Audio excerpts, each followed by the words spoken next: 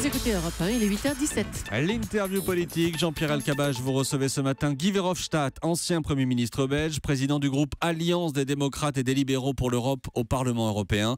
Messieurs, c'est à vous. Et c'est aussi l'homme qui, au Parlement européen, a engueulé les yeux dans les yeux Alexis Tsipras, et peut-être avec des effets. Guy Verhofstadt, bonjour, et merci d'être avec nous en direct de Bruxelles, du Parlement. L'Europe décortique en ce moment les propositions que Tsipras a envoyées cette nuit. À cet instant, la Grèce est-elle plus près de rester dans l'euro que d'en sortir? Non, plus près de rester dans l'euro, parce que quand même le paquet qui est présenté par Tsipras maintenant est quand même plus élaboré, beaucoup plus détaillé sur un nombre d'aspects que les précédentes propositions qui étaient faites. Auparavant, vous disiez que les mesures qui étaient présentées étaient des réformettes qui appauvrissaient surtout les pauvres en Grèce. Aujourd'hui, qu'est-ce que ça a changé? Comment vous voyez qu'il a corrigé? Par exemple, la corruption, dans les précédentes propositions, c'était une phrase très simple. On va combattre la corruption, mais sans mesure. Maintenant, il y a toute une liste de mesures très concrètes. Aussi sur les privilèges, là où ici, il y a des avances sur les privilèges que les îles ont, les îles grecques, puis aussi les armateurs. Là, on est quand même beaucoup plus précis sur le système de taxes qu'ils vont mettre sur les armateurs, parce qu'il y a un système de privilèges énorme pour ce secteur en Grèce. Donc, je ne vais pas dire que c'est l'idéal. Hein. Ce sera encore très dur pour le peuple grec, ce paquet. Mais néanmoins, ouais, il y a des avancées. Ouais, vous l'aviez secoué en dénonçant les privilèges des possédants. Là, il commence. Vous dites qu'il commence parce que vous vous attaquez, ou il devait s'attaquer aux propriétaires, aux armateurs, à l'armée, à l'église orthodoxe. On n'entend pas encore parler de l'église. Non, pas là.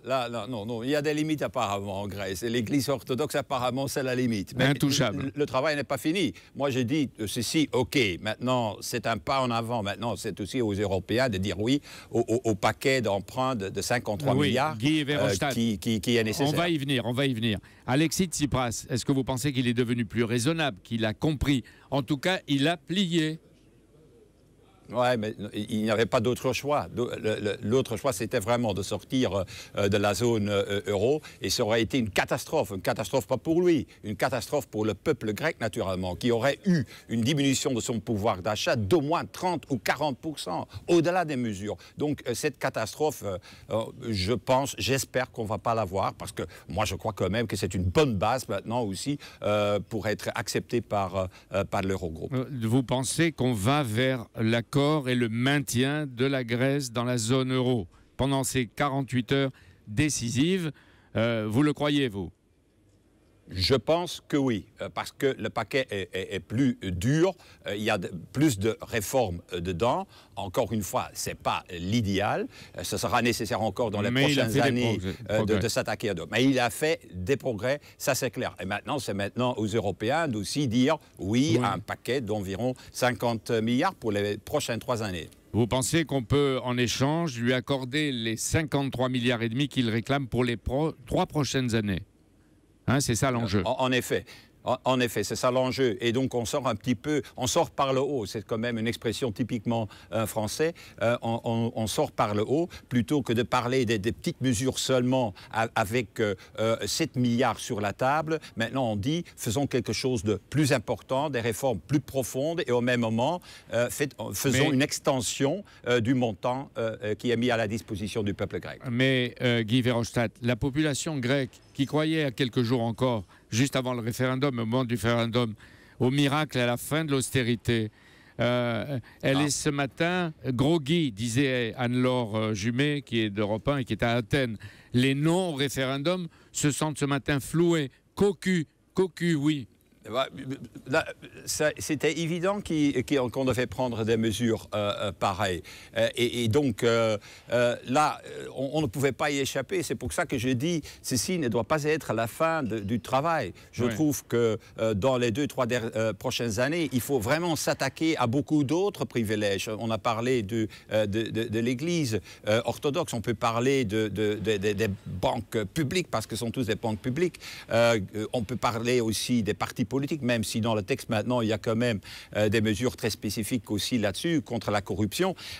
Et donc, ce sera en tout cas un équilibre entre mesures d'austérité d'une part et des mesures de réforme en profondeur. Guy Verhofstadt, est-ce que vous estimez que l'Élysée, avec Manuel Valls et Michel Sapin, a beaucoup aidé pour cet accord, ou en tout cas, Oui. Alexis Tsipras? C'est pas pour faire un cocorico français. Non. Mais c'est vrai, il faut le reconnaître. Je pense que sans la France et sans les efforts qui ont été faits par l'Élysée, ce ne serait pas possible d'avoir maintenant ce paquet sur la table. Et c'est très bien comme ça. Je pense que les leaders européens, en particulier François Hollande, devaient prendre ses responsabilités parce que c'est une responsabilité collective de ne pas faire échouer la zone euro et l'union monétaire sur une affaire comme la Grèce. L'affaire grecque, comment il me faut le dire, c'est 300 milliards de dettes historiques qui datent de quelques décennies. Mais de l'autre côté, il y a 15 000 milliards de bien-être en Europe qui est créé chaque année de produits intérieurs bruts. Donc si on compare ça, on voit tout de suite qu'il fallait trouver un accord. Et les Allemands, impossible de faire échouer l'euro. Oui, il faut entraîner les Allemands qui apparaissent divisés, qui n'étaient pas chauds. Et on sent qu'eux aussi sont obligés de bouger ce matin. Alors Alexis Tsipras, c'est évident. Il a probablement grandi, je veux dire, comme sa stature et son rôle, ça c'est évident. Dans quelques minutes, il se présente devant le Parlement grec. Est-ce qu'il peut convaincre les réticences de la gauche de son propre parti et convaincre ses partenaires de l'extrême droite qui tiennent le budget de la défense et qui ne veulent pas le lâcher d'ailleurs? Ouais, mais en tout cas, ce sera très dur pour lui. Mais la politique, c'est ça. Donc, il faut trouver une majorité. C'est ça qui est le plus important. Et je crois qu'il va trouver cette majorité au Parlement grec.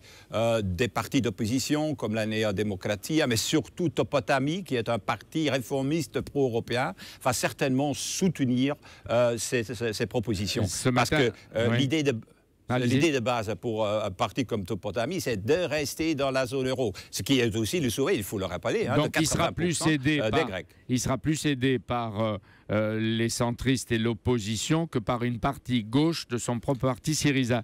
Est-ce que ça veut dire que Tsipras a choisi, peut-être contraint, une sorte de social-démocratie?